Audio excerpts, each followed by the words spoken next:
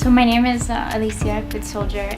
I come from the Diné, more commonly known as the Navajo, as well as the Spirit Lake Dakota people of Fort Taunton, North Dakota. I was born and raised by my Navajo grandparents on the Navajo Reservation, which is where I grew up. Sits right on the border of Arizona and New Mexico. Pretty humble life, but a very happy life too.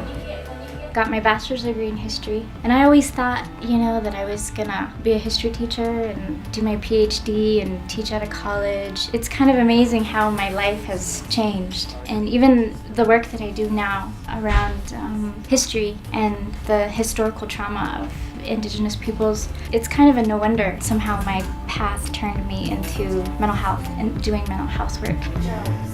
The people here are amazing. They are some of the most resilient people I've ever met. I can't imagine waking up every day and having to deal with the illnesses and dealing with the voices, walking around with it every day. And that takes a lot of courage, a lot of spirit. They're like my second family. They really are. As a vocational rehabilitation counselor, part of my job here is to help people get back out into the community, whether that's through work or volunteerism or education. That's my job, to help them build their skills. And I feel like they help me in my healing as well. And so I'm just so lucky and honored and humbled to work with these people, because they really are amazing.